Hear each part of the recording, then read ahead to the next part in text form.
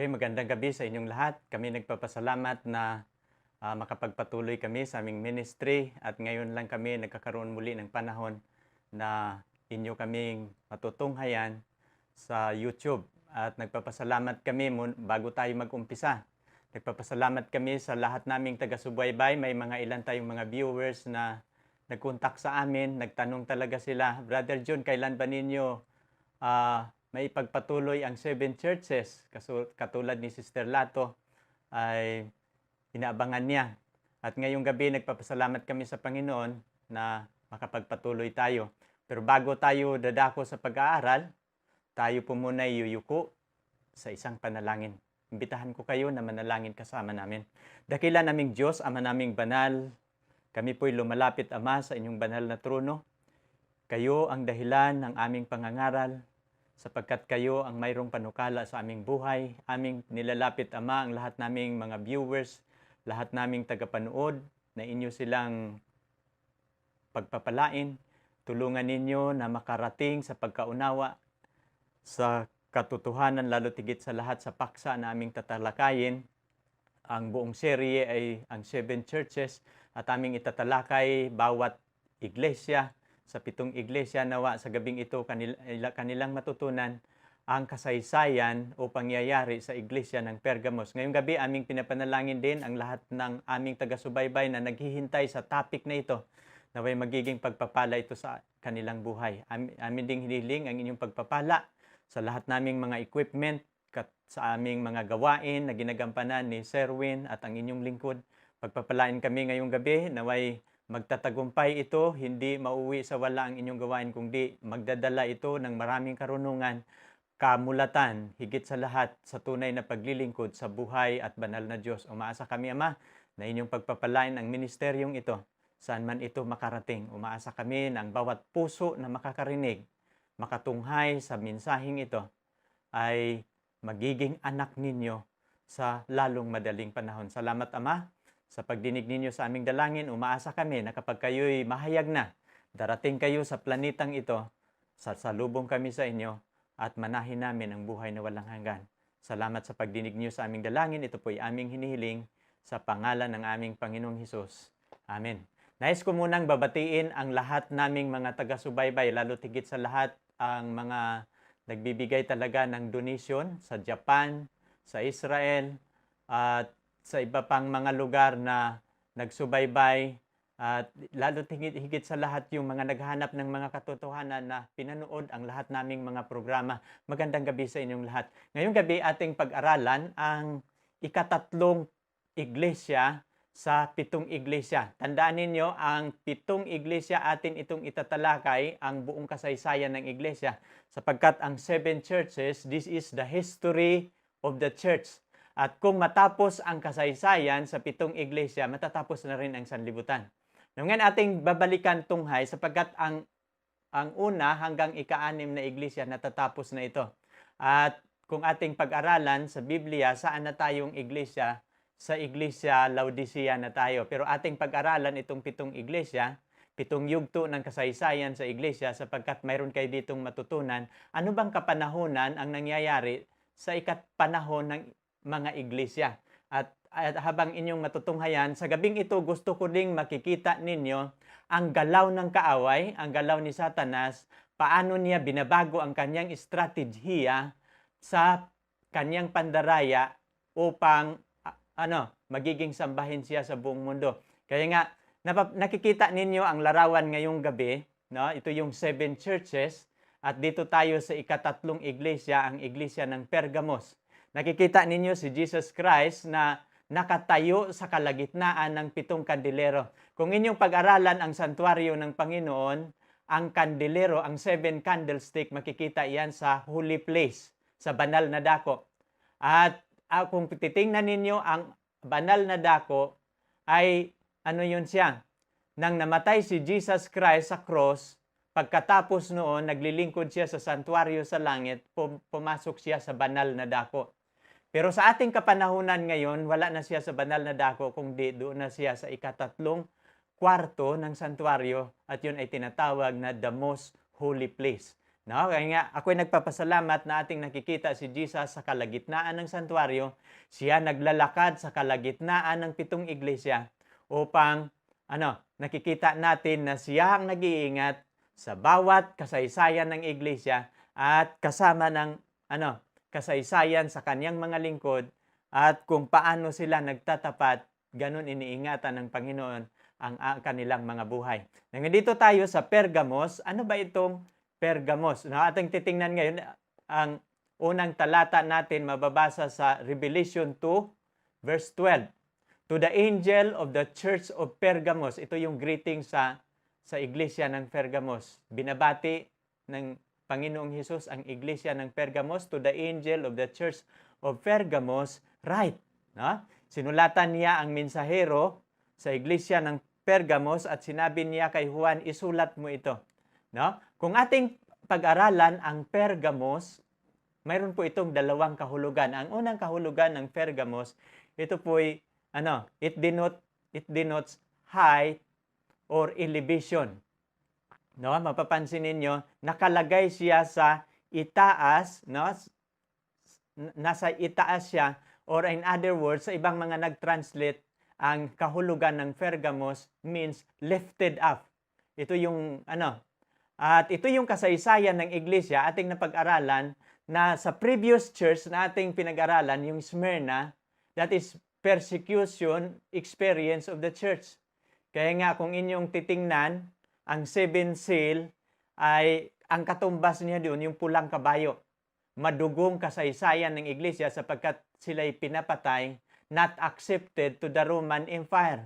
No? Pero ang Pergamos, iba ang kanilang karanasan sapagkat ang iglesia nakalagay siya sa itaas. No?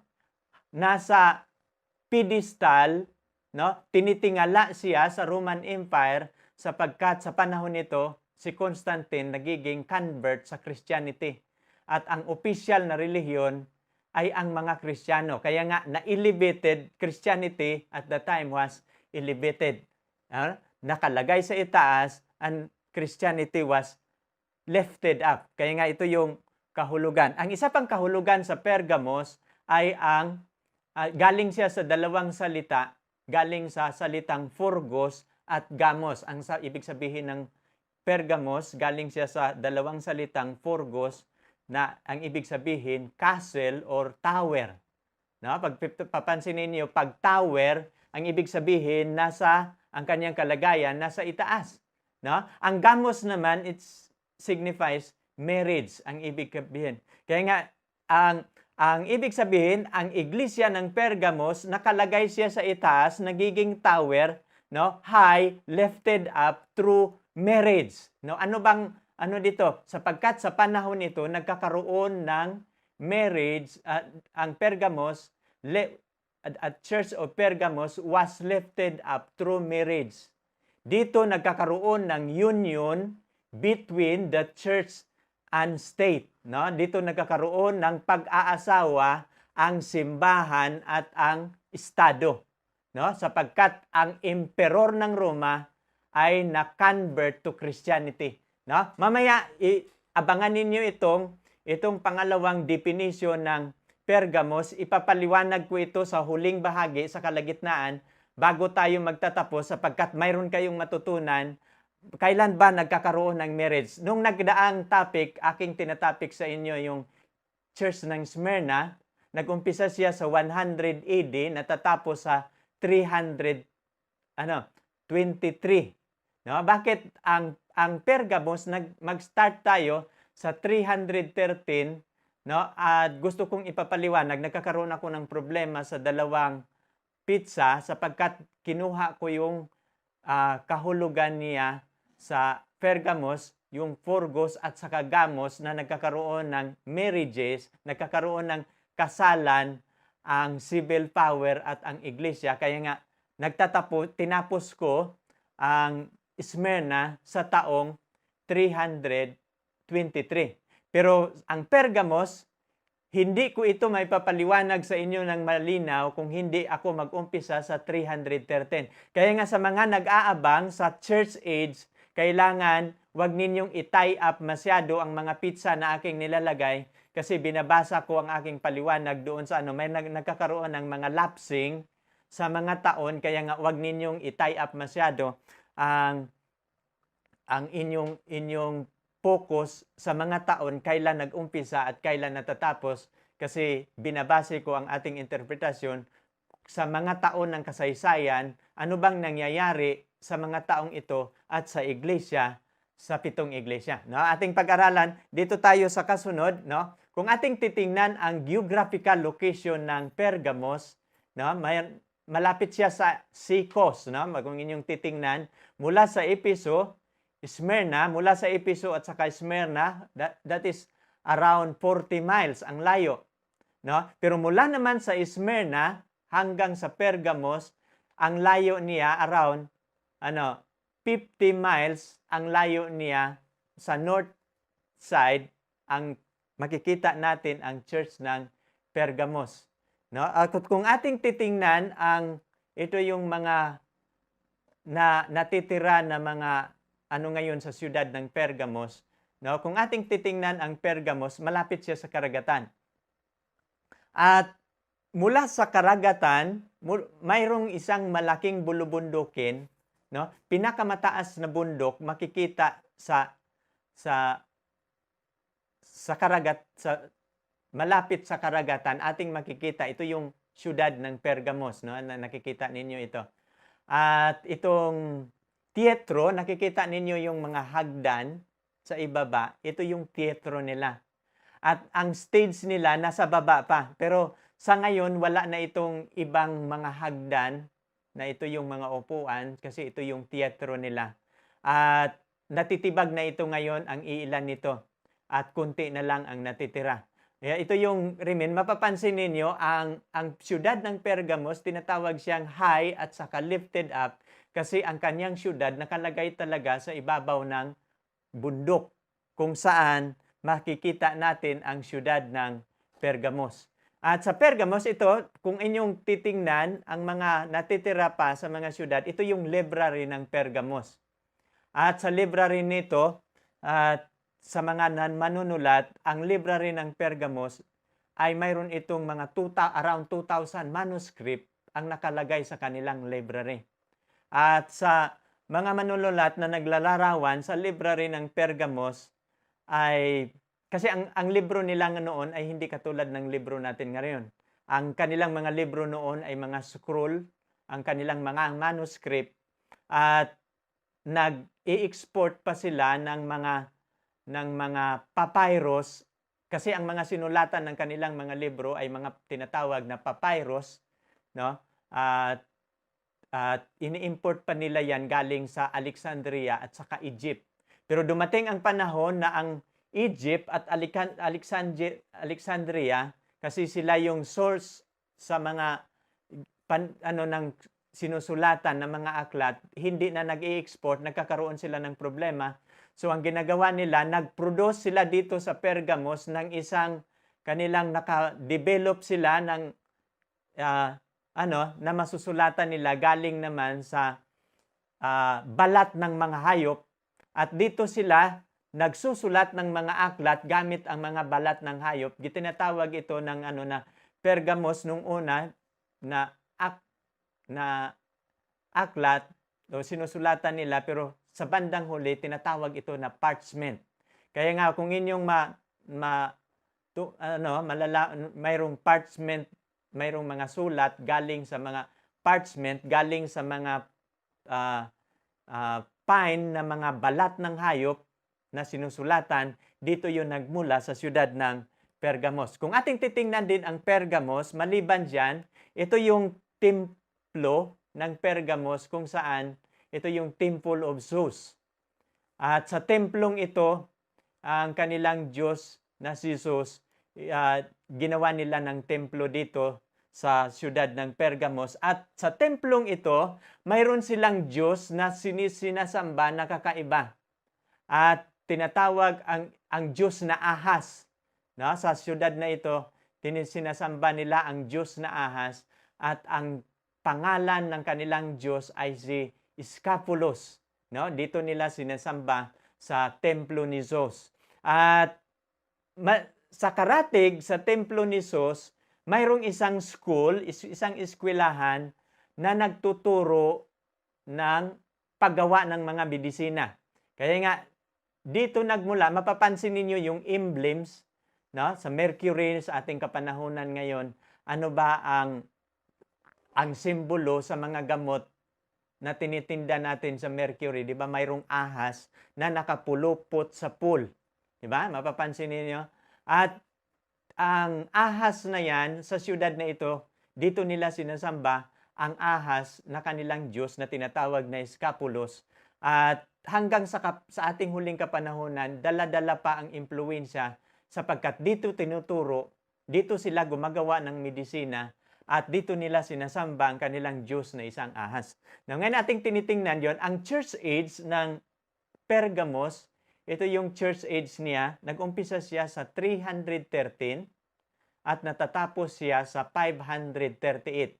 Kaya nga, patandaan ninyo, dalawa ang meaning na aking binibigay sa church ng Pergamos kasi dalawa din ang aking dapat ipaliwanag mula 313 to 322 ang itinataas ang Christian religion, inilagay sa itaas at kaya nga, ang isa sa mga meaning ng Pergamos, lift high at saka lifted up. No? Elevated, lifted up sapagkat nung ito yung kasaysayan niya. No? Kung ating titingnan ang kasaysayan ng iglesia mula sa pagiging persecuted church kasi nakaranas ng ang iglesia ng Panginoon ng persecution mula 100 AD to 312. Yun yung karanasan ng Smyrna. Pero pagkatapos sa karanasan ng Smyrna, no, napapansin ninyo ang karanasan ng Smyrna, gusto ni Satanas i-wipe out niya ang lahat ng mga Kristiyano, lalo na sa bandang huli na ginagamit niya sa Emperor Diocletian. No? Ang gusto niya total eradication of Christian, no? Sa 10 years experience niya sa persecution ni Diocletian, gusto niyang i-eradicate sa buong Roman Empire ang mga Christian. Pero habang pinapatay ni Diocletian ang maraming mga Kristiyano, ay lalo itong dumadami. Kaya nga sa taong 312, si Satanas, gusto kong makikita ninyo dito ang galaw ni Satanas, paano niya binabago ang strategy. Unang ginawa ni Satanas, sa unang iglesia, gusto niyang lipulin ang iglesia sa pamamagitan ng madugong persecution. Pero nang nangyayari ang madugong persecution, ginagamit niya ang pagan Rome, ang Roman Empire na ma-eradicate ang mga Kristiyano sa buong Roman Empire, lalo itong dumadami. Mula sa libo, nagiging milyon at hindi lang milyon ang mga Christian, lalo itong dumami ng milyon-milyon na pumasok sa iglesia bagamat kanilang pinapatay. At dito nalalaman ni Satanas na kapag ipagpatuloy niya ang kanyang estratehiya sa pagpamatay, matatalo siya sa digmaan. So, ginagamit niya ang political na hindi nagkakasundong Romano sapagkat ang Roma nahahati ito sa eastern part at saka western part at lumabas si Constantino galing sa northern side, no? Kasapagkat siya ay kapalit ng kanyang ama na si Constantius. At mula noon, ginamit ito ni Satanas si Constantino sa isang estratehiya na si Satanas magpakungwari na mula sa pagano magiging magpa-convert sa Kristiyano. Kung ating titingnan ang kasaysayan, no, ginagamit lang niya si Constantino. Titingnan ninyo, mula sa northern side, nagmamarcha si Constantino papuntang Italy. No? Gusto ni Constantino kasi ang Roma nagkakaroon ng rivalry. No? Sa eastern side, pamamahala ni Constantino at saka north.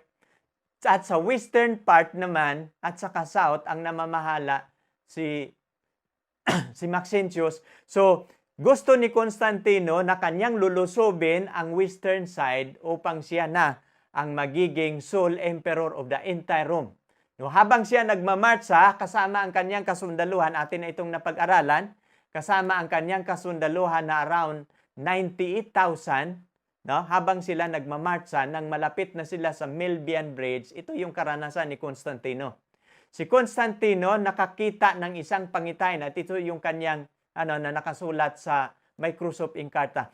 Constantine said that he saw a cross and the words in hoc signos vinces, in the sign you will be the victor, no, in the sky before the battle of Milvian Bridge, and subsequently sent his army into battle which crosses painted on their shield. No, mapapansin ninyo, anong nakikita ni Constantino sa kanyang pangitain? Nakikita niya habang sila nagmamarcha, nakikita niya sa pangitain doon sa kanyang sinasambang araw, ang isang larawan, no, na nakikita niya ang isang sign of the cross na nakikita niya sa sinag ng araw.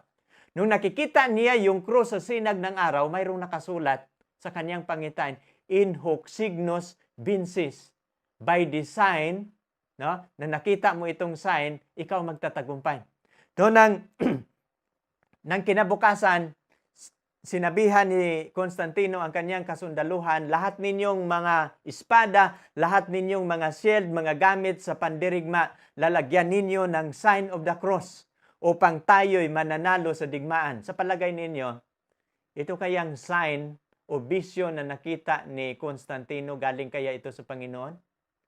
Ito kaya'y galing sa Diyos na sa pamamagitan nito mananalo siya, o ito'y estratehiya ni Satanas para makapasok siya sa Christian church, no? At kung ating pag-aralan ang Biblia, kung ating pag-aralan ang kasaysayan, no, hindi talaga totally na-convert si Constantino sa Christianity 100%, sapagkat si Constantino nananatili pa rin na pagano kahit siya nagiging Kristiyano. Kung ating pag-aralan ang kasaysayan sa 7 iglesia, ito yung panahon na si Satanas ginagamit niya ang iglesia na ginagamit niya ang political power upang makapasok siya sa iglesia, sapagkat sa panahong ito binabago niya ang kanyang strategy. Kung sa kasaysayan dito naglalaban ang dalawang emperor. Sa isang panig si Constantine the Great, at sa isa naman ang si Maxentius, no? Mapapansin niyo, kaya nga dito sila nag-away sa Milvian Bridge, akin na yang pinapaliwanag, no? Sa Italy at sa Africa, ito yung teritoryo ni Maxentius, pero nilusob ito ni Constantino, at dito sila nag-away sa Milvian Bridge. Gumagawa si Maxentius ng isang estratehiya na matalo si Constantino. Gumagawa siya ng patibong, pero siya ang nahulog ng kanyang patibong. Kaya nga, sa taong 312, natalo si Maxentius sa Milvian Bridge outside Rome, and Constantine became the sole ruler of Western Europe in the empire, portion of empire. Kung ating titingnan yung buong Roman Empire, ito yung teritoryo ni Maxentius, natatalo na ngayon ni Alexander the Great, at si Constantine the Great rather, siya na ang nagiging sole emperor sa buong Roman Empire.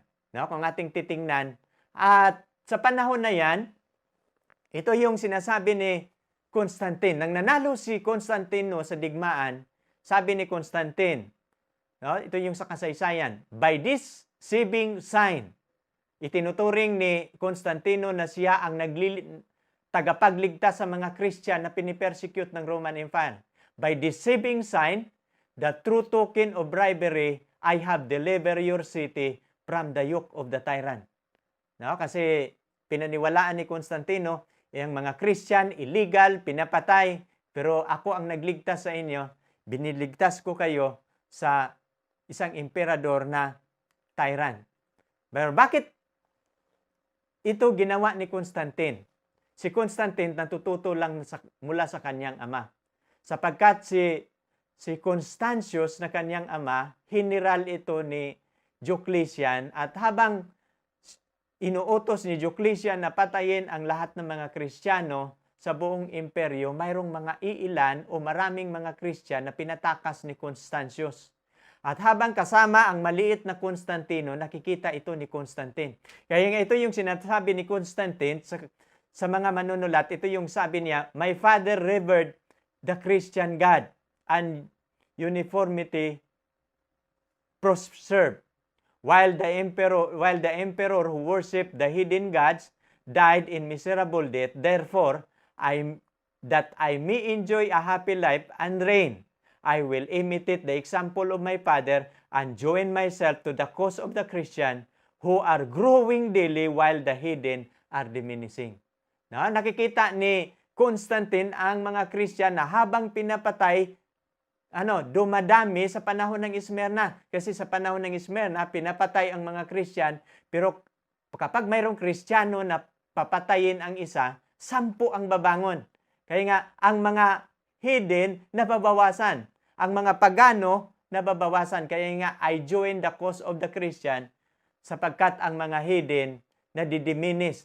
Kaya nga, nang nanalo si Constantine sa digmaan, ito yung pangyayari. Ito yung sa kasaysayan sa Microsoft Encarta. Mapapansin ninyo dito, sabi niya, issued jointly with the Eastern Empire, Licinius, the Edict of Milan, which granted civil right and toleration to all religious, including Christianity. Kung ating titingnan, ito si Licinius, brother-in-law ito ni Constantine.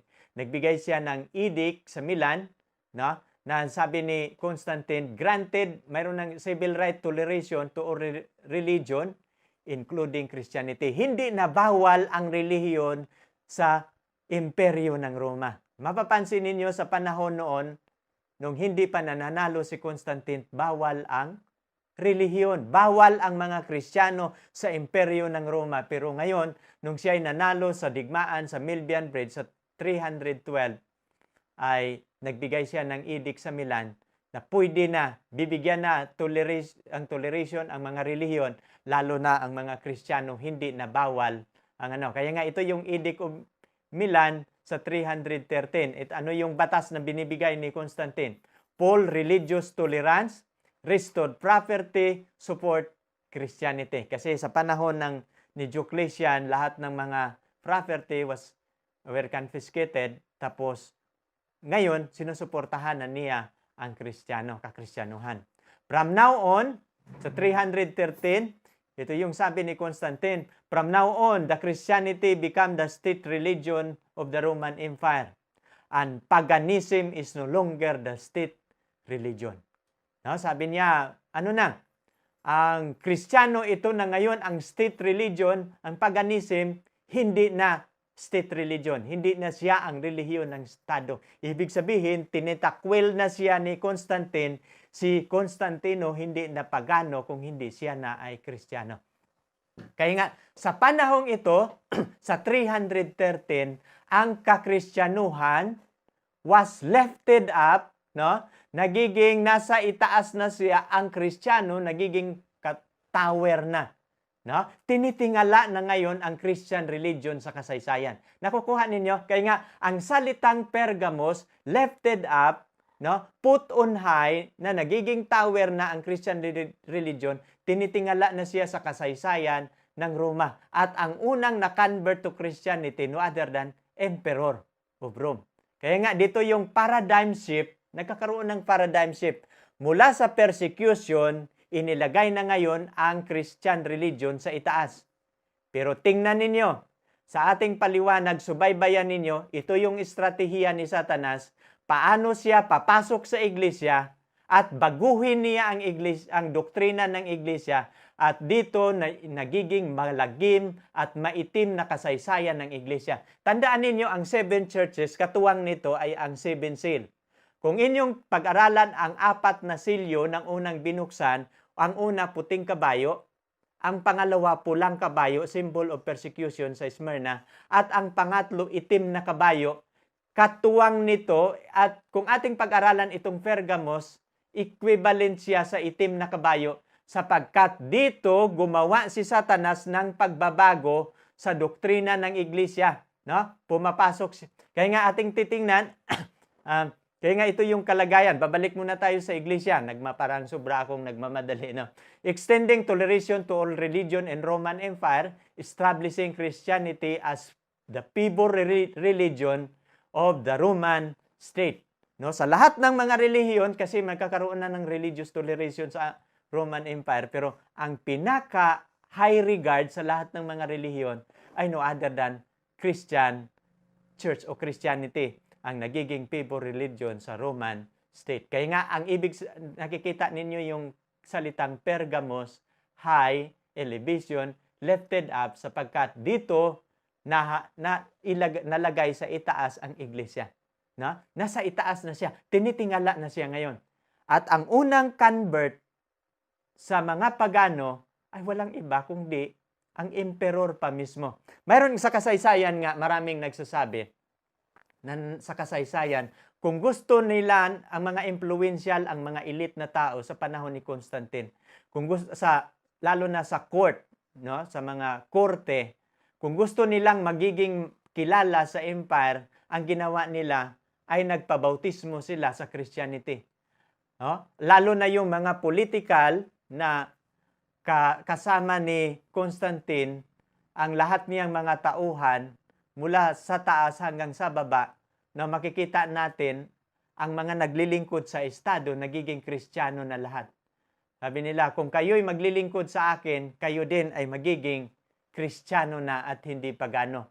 Kaya nga mula sa korte, no? Mula sa emperor hanggang sa mga mambabatas sa korte at sa mga elite, pumapasok sila, million of the pagans come to the church. Na-convert na ngayon sa iglesia, at hindi lang sila kakaunti, kundi million ka mga pagano ngayon ang pumasok na sa iglesia. Na? Kaya nga dito tayo ating pag-aralan ang sinasabi ng Panginoon sa iglesia ng Pergamos.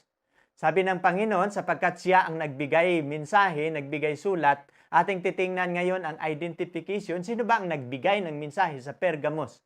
No, ito yung sinasabi ni Jesus Christ, these things says he who has the sharp two-edged swords. No, sino ito? Kung ating kilalanin, no, ang nagbigay ng mensahe sa Pergamos ay no other than Jesus Christ. Sabi niya, ito yung mga bagay na who has the sharp two-edged swords. Ito yung mga bagay na sinasabi ng naghahawak ng espada na dalawang talim. Ano bang ibig sabihin ng espada na dalawang talim? Ito yung mensahe na binibigay sa naghawak sa espada na dalawang talim. Kaya kung ating babasahin at titingnan muna natin ang ibang referensya sa Apokalipsis. Kung ating titingnan ang Apokalipsis 1:16, out of his mouth went a sharp two-edged swords. No, hindi lang sa chapter 2 mababasa natin ang isang tabak na dalawa ang talim. Mababasa din natin sa Revelation 1:16. No, mula sa kanyang bibig lumalabas ang espada na dalawang talim. Sino itong nagsasalita na mula sa kanyang bibig, lumalabas sa kanya ang espada na dalawang talim? No other than Jesus Christ. Kasi ang aklat ng Apokalipsis, revelation of Jesus Christ. Kaya nang nagbigay siya ng mensahe, mula sa kanya, siya naghahawak ng espada na dalawang talim. Mula sa kanyang bibig, lumalabas ang espada na dalawang talim. Kaya nga ang pinanggalingan ng mensahe na sulat para sa iglesia ng Pergamos, galing ito kay Jesus Christ na mayroong espada na mayroong dalawang talim. At kung ating pag-aralan ang espada na dalawang talim, ano po ito? Ito po'y tinatawag na salita ng Panginoon. Itong Biblia ngayon na hawak natin, ito po ang salita ng Diyos. At ito po tinatawag na espada na may dalawang talim. Paano ko ipapaliwanag na ang Biblia nagiging espada na dalawang talim? Habang ako nagsasalita, kung mayroon akong maling ginagawa, kung hindi totoo ang aking ay masusugatan ako sa salita ng Panginoon. At kayo na nakikinig sa salita o mensahe ng mensahero, at kung hindi tama ang inyong ginagawa, masusugatan din kayo sa salita ng Panginoon. No? Kasi ang salita ng Panginoon, katulad ito sa espada na dalawa ang talim. Kung ating babasahin ang Hebreo 4:12, for the word of God is living and powerful, and spear than two-edged swords, piercing even to the division of the soul and spirit, and of joint and marrow. Sabi niya dito, and is of discerner of the thoughts and intent of the heart. Na mapapansin ninyo, ano daw ang salita ng Panginoon? Matalas ito kaysa alinmang espada na dalawa ang talim. Kaya nga, ang salita ng Panginoon, nagsisimbolo po ito sa espada na dalawa ang talim. Kaya nga, ang mensahe ng Smyrna, galing ito kay Jesus Christ, na mula sa kanyang bibig, lumalabas ang espada na dalawang talim. Ating pag-aralan ang kondisyon, no? Ating pag-aralan, ito yon, greetings, identification, at saka kondisyon. Ating titingnan ang kondisyon ng church. Lahat na sa 7 iglesia, palagi mo itong mapapansin, I know your works. Napapansin ninyo yan?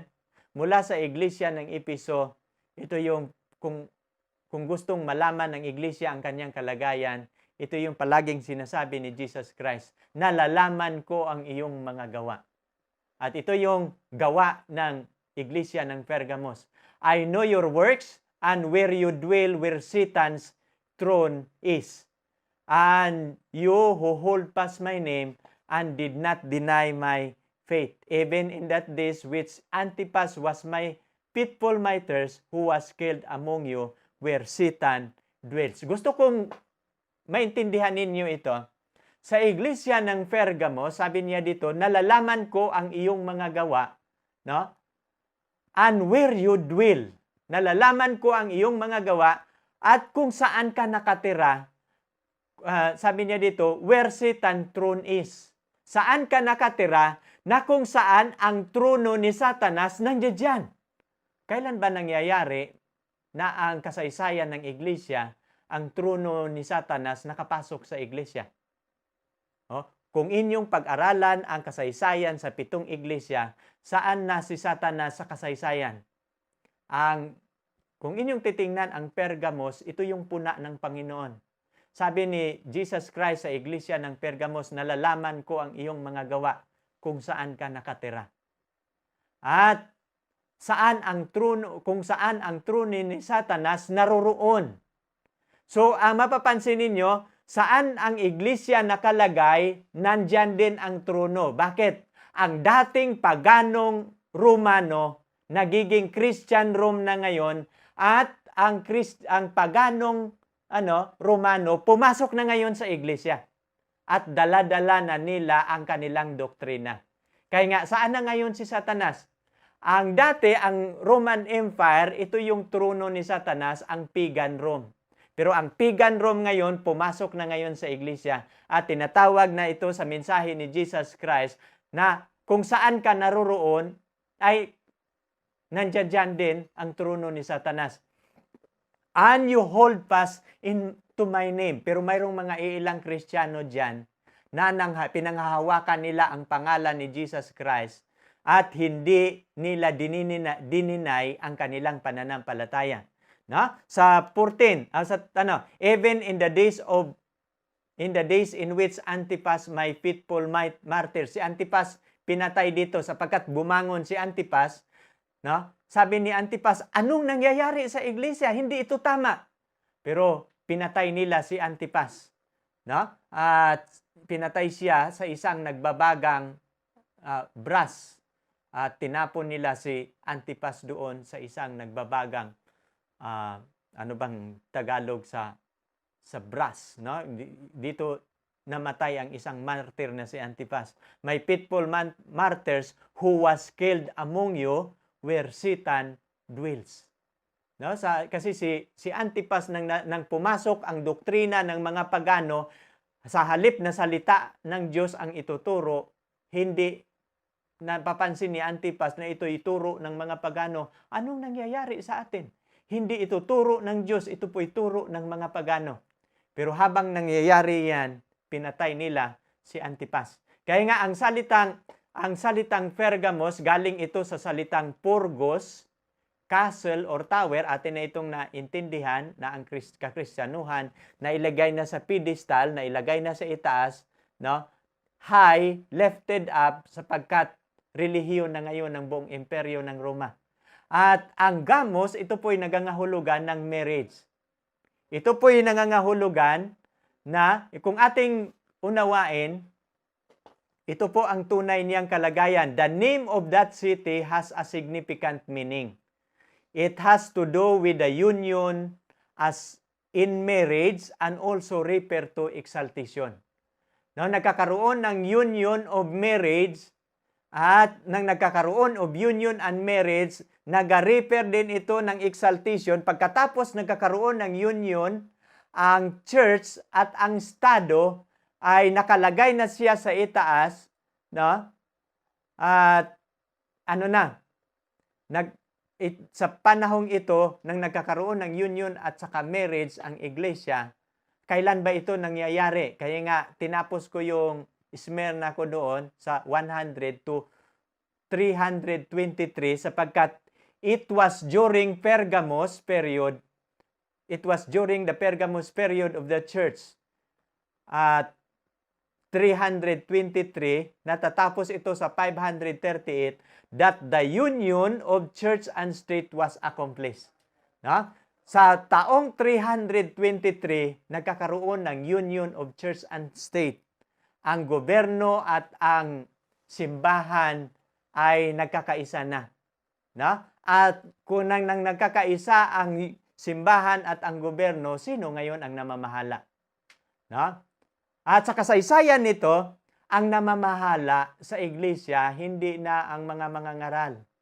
Kundi ang namamahala dito ay ang estado na. Anong ginagawa ni Constantine? Sa kasaysayan, si Constantino gumagawa ng edict. No? Gumagawa siya ng isang batas na ang Sabado, no, ay ang day of rest na Sabado ililipat na niya sa Linggo. No? Mapapansin ninyo diyan at wala ng trabaho sa araw ng Linggo. At ito yung unti-unting pagpasok ng nagkakaroon ng union ang church and state. Mula ang mga pagan doctrine, unti-unti na rin pumapasok. At tandaan ninyo, ito po'y estratehiya ni Satanas, magpakungwaring na convert sa kakristyanuhan. Nang nagiging kristyano na ang Roman Empire, ang Roman world, dito na nila mula sa paganong pagsamba na ang linggo, araw ng pagsamba nila sa araw, ginagawa na nila itong pagsamba sa mga Kristiyano at nangyayari ito sa 321. At sa 336, sa Council ng Laodicea, ginagawa na ito na pagsamba na sa simbahan, gagawin na ang pagsamba tuwing araw ng linggo. At marami pang mga batas maliban dyan. Kaya nga sabi niya dito, Constantine can rightfully claim the title of great, for he turned the history of the world unto new course and made Christianity, which until then had suffered bloody persecution, the religion of the state. Now, kaya nga ito yung nangyayari sa kasaysayan. At hindi lang yan, na ang Sabado binago na nila sa araw ng linggo at hindi yan madali. Kasi ang mga unang Kristiyano, nasasanay sila sa panahon kasi ni Jesus Christ sa apostolic time, hanggang sa panahon ng Smyrna, ang araw ng pagsamba sa Diyos ay Sabado. Pero sa panahon ni Constantino, sa panahon ng Pergamos, ang Sabado pinalitan nila sa araw ng linggo. At hindi lang yan, na pinapalitan nila ang araw ng pagsamba. Mayroong mga historian na nagsasabi na ang araw ng Sabado, hindi ito basta-bastang nababago. Kasi bagamat na si Constantino nagbigay ng batas, napapalitan na ang araw ng pamamahinga mula sa Sabado papuntang Linggo, mayroong pang ring mga iilang mga Kristiyano, mga tapat na nanatili sila sa pagsamba sa araw ng Sabado. Ang ginawa ni Constantino, ganito yun ang ating gagawin. Ating i-declare, hindi natin ang alisin ang araw ng Sabat. Sabi ni Constantino, mayroong iilan na mananatili sa pagsamba sa araw ng Sabado at dalawa na ang pamamahinga nila, Sabado at Linggo. Ang Sabado, ginagawa nilang a day of fasting.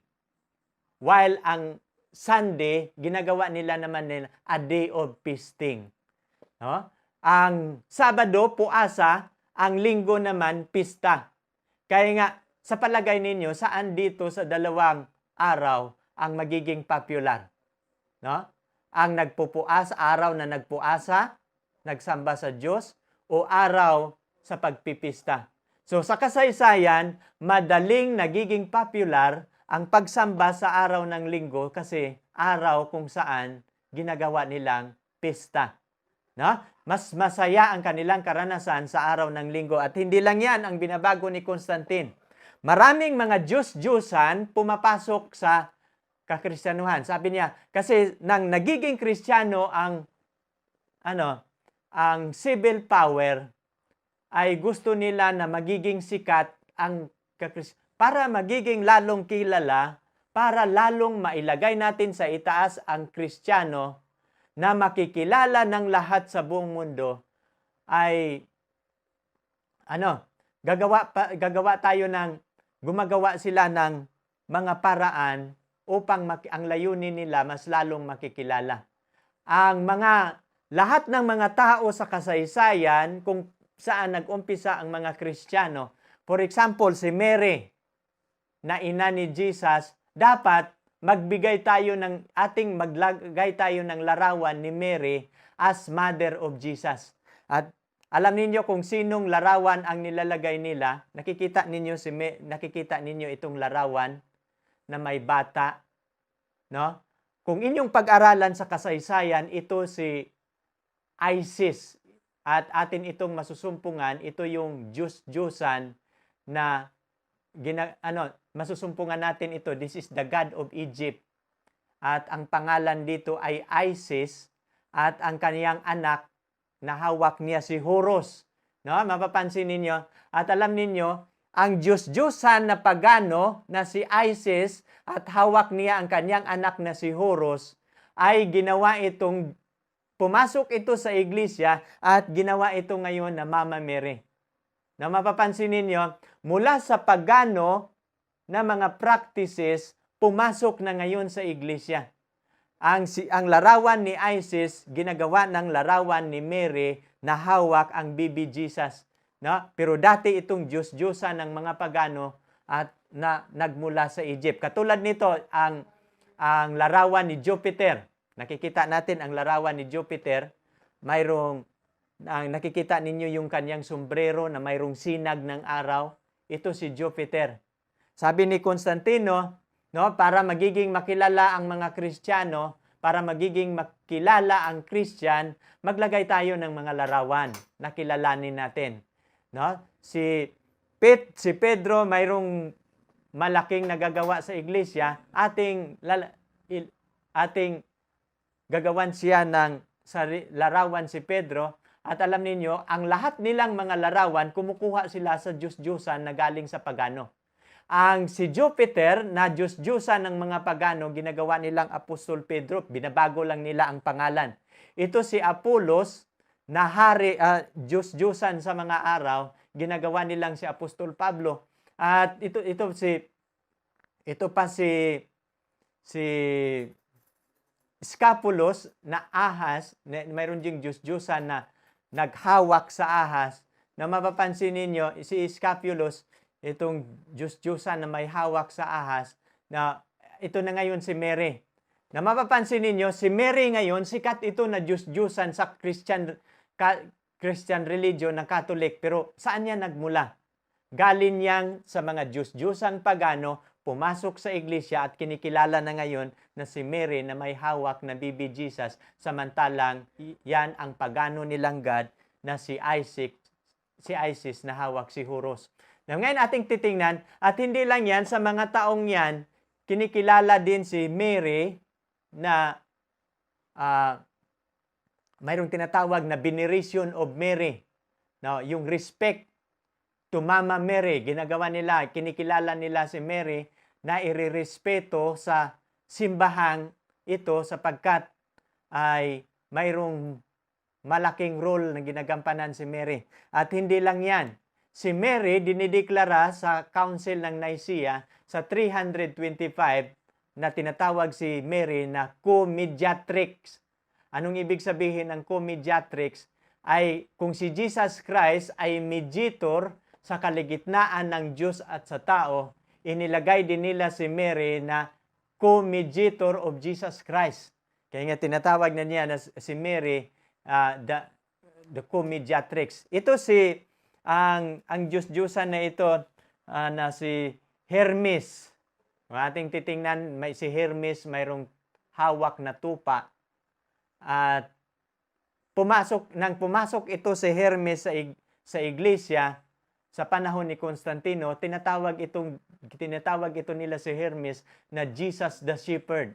Kung inyong titingnan ang picture ni Jesus Christ, no, ay magkahawig sila ni Hermes, binabago lang ang buhok kasi si Hermes, ang buhok niyang kulot na nakano.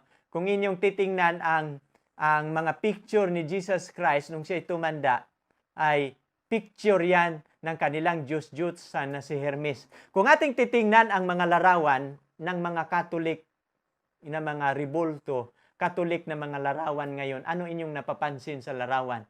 Nakikita ninyo yung sinag ng araw. Kasi sa panahon ni Constantino, hindi lang sila gumagawa ng Diyos-Diyosang mga larawan, ay ang sinag kasi ng araw, mahalaga yan sa kanila. Ang sinag, nakikita ninyo ang picture ni Jesus Christ, ang ulo, mayroong sinag ng araw. Ang kanyang puso, mayroong sinag ng araw. Kasi si Constantino, siya po'y isang emperor na sumisimba sa araw. No? Mula sa pagano, pumasok siya into Christianity, pero yung mga simbolo, yung mga kanilang sinasamba, dala-dala nila, at dito pumapasok ang idolatry sa loob ng iglesia. No? Mula sa apostolic mula sa iglesia ng Ephesus, mula sa iglesia ng Smyrna, hindi ini-introduce ang idol worship.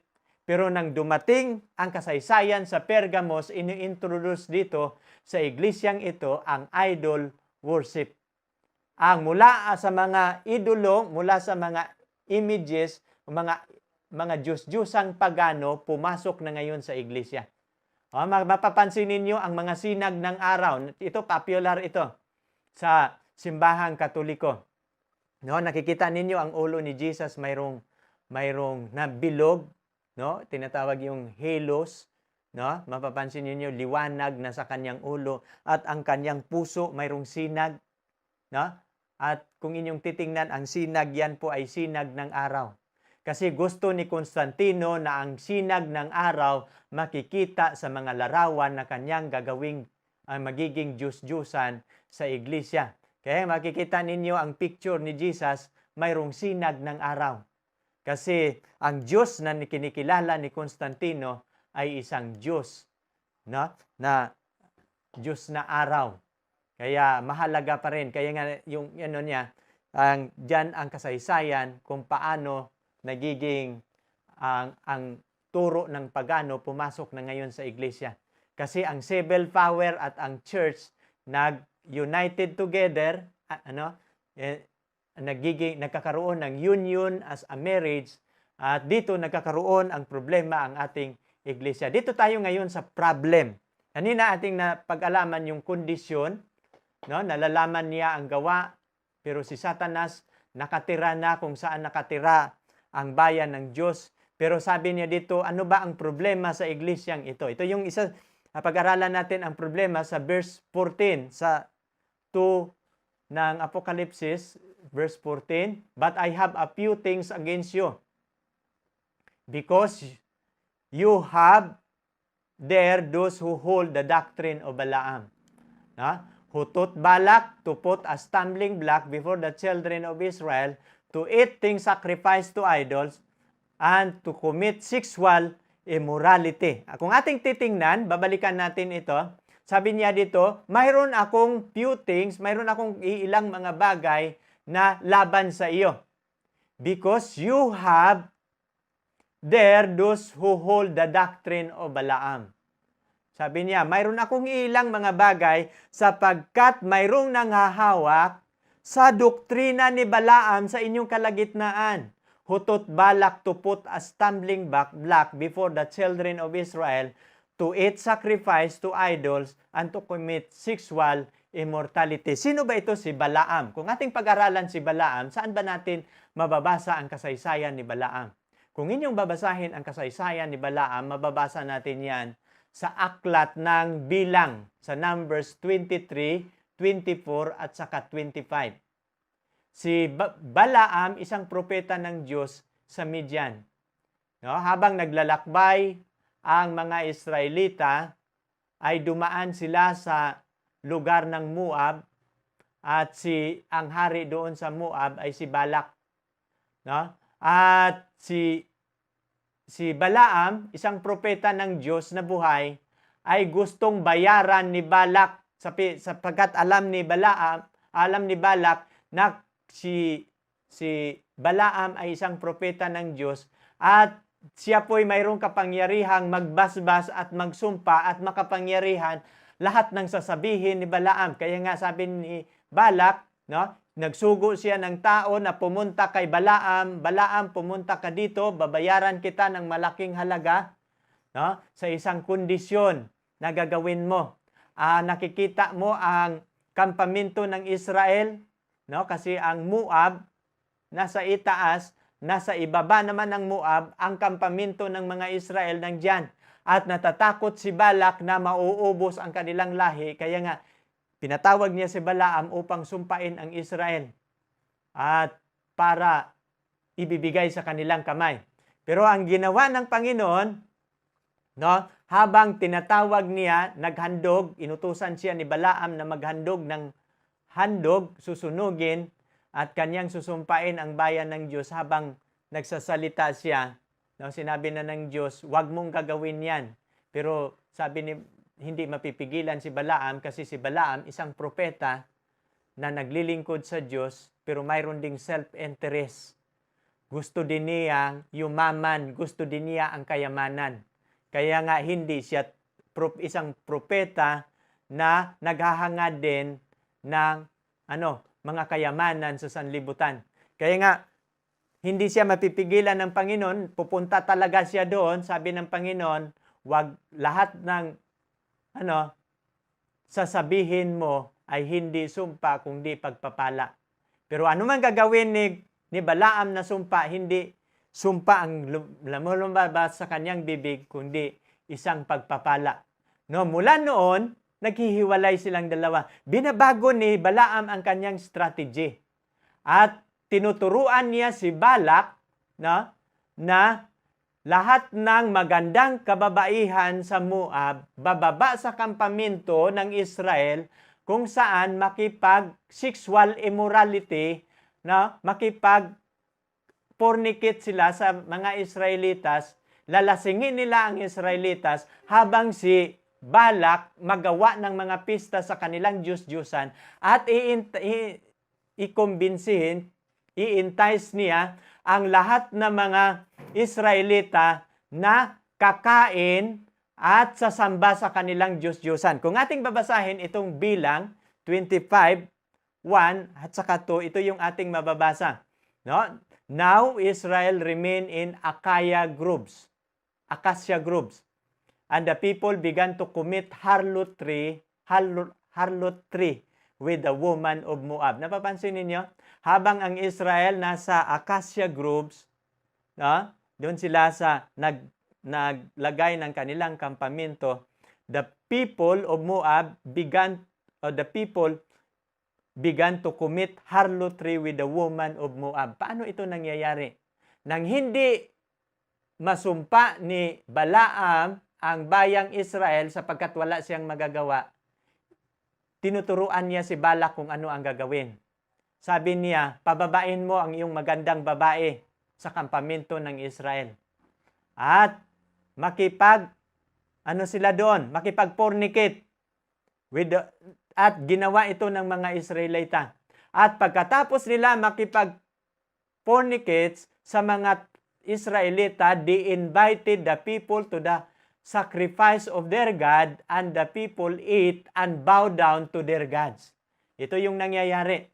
No, inimbitahan nila ang mga tao na sila po'y magsakripisyo sa kanilang mga Diyos-Diyusan at kakain at sasamba sa kanilang mga Diyos-Diyusan kasi si Balak gumagawa ng isang malaking kapistahan sa kanilang Diyos-Diyusan at maraming Israelita ang pumunta doon.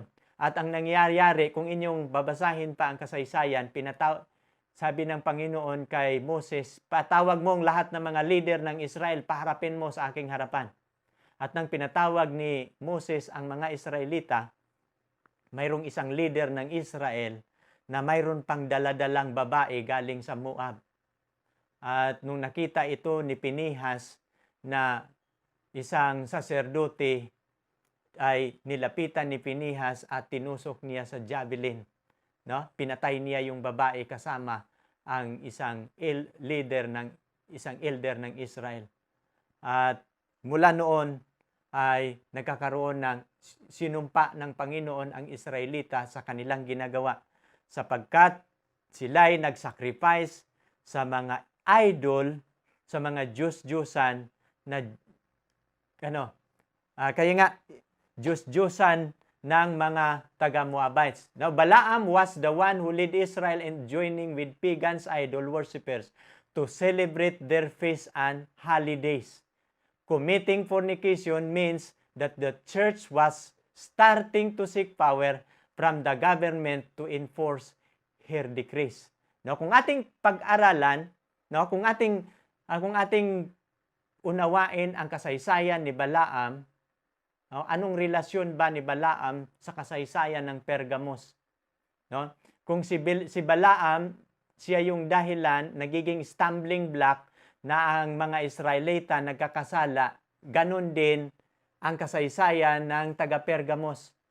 Now, ang isang lingkod ng Diyos na nagpakungwari, pumasok sa iglesia, pero siya ang dahilan na ang iglesia sumasamba sa mga idols. No? Ang iglesia ang nagiging idol worshiper sapagkat sa panahon ng Pergamos, ang civil power nag-set up sila ng mga pista sa kanilang mga Diyos-Diyusan. Sa totoo lang, napapansin ninyo ang mga lugar saan mang dako sa Pilipinas, kapag mayroong mga barangay, mayroong isang bayan, mayroon yung mga pista. At saan niya nagmula? Sa iglesia ng Pergamos. Sapagkat dito nagsisit up ang civil power ng mga pista sa kanilang mga Diyos-Diyusan. No? Alam niyo kung anong dahilan kung bakit mayroong pista? Saan ba yan Saan ba yan inuunor ang mga pista? In honor to their gods. Kaya nga, bawat mga pista, mayroon yang mga patron. Bawat pista. Mayroon yung Diyos-Diyusan na kinikilala. No? At mayroong mga pista, mayroon yung mga kainan. At yun ang nangyayari sa panahon ni Balaam. Habang si Balak nag-institute ng pista, inimbitahan ng kanyang mga kababaihan ang mga Israelita na kakain sa kanilang kapistahan, na at yung mga pagkain inihandog na pala sa kanilang mga Diyos-Diyusan. Sa panahon na yan, ang church was starting seek power from the government to enforce their decrees. No? Ang iglesia ngayon nakatingala sa civil power. Kung anong mga decrees na gagawin nila, susundin na ngayon ng iglesia. Kaya dala-dala ngayon ang iglesia Katoliko maraming mga pista na siniselebrate ang simbahang Katoliko ngayon. Kasi nagsimula yan sa Pergamos. Pero ang nag-set up ng mga pista, wala yan sa turo ng Biblia, kundi ay turo ng mga pagano na pumapasok sa iglesia. No? Kaya nga sabi ipinagbabawal ba ang pagsamba sa Diyos-Diyusan katulad ng ginagawa sa Pergamo sa panahon ng mga apostoles? Kung ating babasahin ang aklat ng mga gawa, 15:28, ang aklat ng gawa, for it seemed good to the Holy Spirit and to us to lay upon you no greater burden than these necessary things, that you abstain from things offered to idols, from blood, from things entangled, from sexual immorality. If you keep yourself from this, you do well. No? Nagkakaroon ng maraming converts ang mga kakristyanuhan sa panahon ng mga apostoles. Kasi ang unang nangangaral ang mga alagad, nangangaral sila sa Israel lang. Pero nung nakakita si Apostol Pedro ng pangitain sa Gawa 11, ay nangangaral na sila sa mga hintil. At maraming mga hintil ngayon ang pumapasok sa iglesia at dumami na ngayon ang mga Kristiyano. Pero nag-meeting ang mga apostoles, sabi niya ngayon, sabi ni Apostol Pedro, for it seemed good things to the Holy Spirit and to us to lay upon your greater burden than this necessary thing. Sabi niya, huwag nating bibigyan ng maraming mga gawain itong mga hintil na pumapasok sa iglesia. No? Kung di ano ang ating mga ipinagbabawal, nagmeeting ang mga alagad, sabi nila, ano bang ating sasabihin sa mga hintil ngayon na pumapasok sa iglesia? Sabi niya, you abstain from things offered to idols. Isa sa pinagbabawal ng mga apostoles sa mga bagong converts, sabi niya, babawalan natin silang kakain ng mga pagkain na ino-offer sa mga idol. At sa dugo, bawal na silang kakain ng dugo from things entangled and from sexual immorality. No? Pinagbabawal ang sexual immorality, yung pagsamba sa mga Diyos-Diyusan. Ang ibig sabihin yan, if you keep yourself from this, you do well. Sabi niya sa mga ating tuturuan ng mga hintil, kapag layuan ninyo ito, ginawa ninyo ang mabuti. Thus you also have those who have the doctrine of Nicolaitans, which thing I hate. Isa sa mga problema, maliban doon, na ang doktrina ng pagano nakapasok sa iglesia, ang kanilang mga rebulto, ang rebulto ng mga pagano, nagiging rebulto na ngayon ng iglesia, no? Kasi pinalitan na ang mga pangalan. Maliban dyan, pangalawang problema sa iglesia ng Pergamos, ito yung thus you also have those who hold the doctrine of Balaam, o the doctrine of Nicolaitans, which thing I hate. May mga iilan din dito sa iglesia ng Pergamos na nanghahawak sa doktrina ng mga Nicolaitans. Saan ba nagmula itong Nicolaitans? Ano ba ang background dito? Ang background ng Nicolaitans, ito po'y nagmula sa isang diakono na si Nicolas. No, napapansin ninyo yung record ng mga gawa, mayroong 7 diakono na pinili nila karagdagan sa mga alagad. At isa diyan si Nicolas. Si Nicolas sa kasaysayan, nag-backslide ito, mayroong ibang turo. At ang tagasunod ni Nicolas na diakono, nagiging grupo ng Nicolaitans. At ang Nicolaitans, nagiging isang relihiyon at mayroon itong mga turo. Ano bang turo ng Nicolaitans? Ang turo ng Nicolaitans, isa ito sa turo ng Nicolaitans, that the gospel of Jesus Christ praise me from the obligation of the law. Ang doktrina daw ng Nicolaitans, nagbigay daw ng kalayaan sa obligasyon ng pagsunod sa kautusan.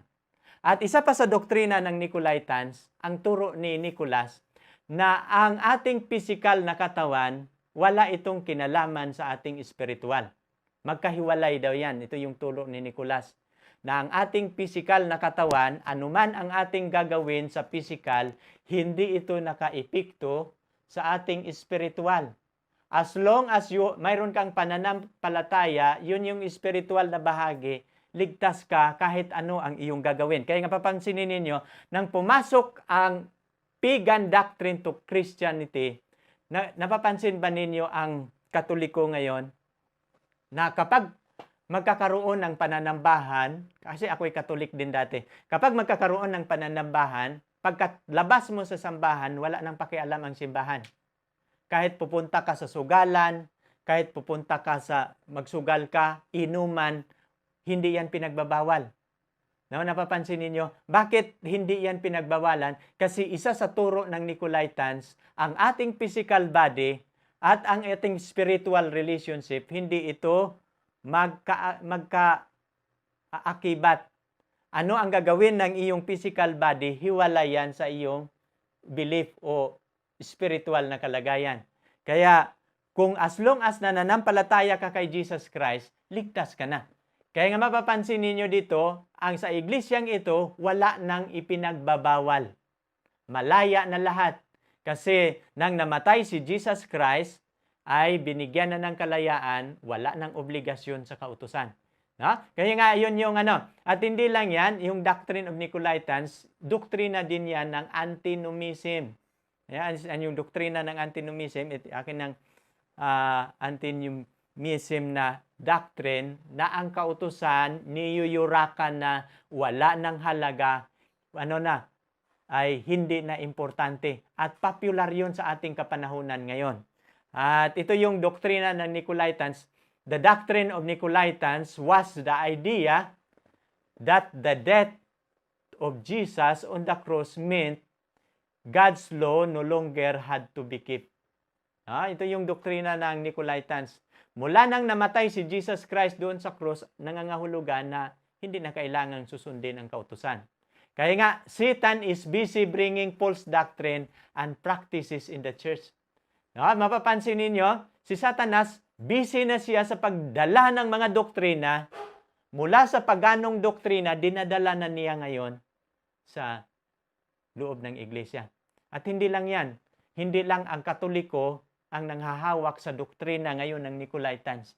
Lahat ng Protestant world, nagiging doktrina na ng mga Protestantismo ngayon ang doktrina ng Nicolaita.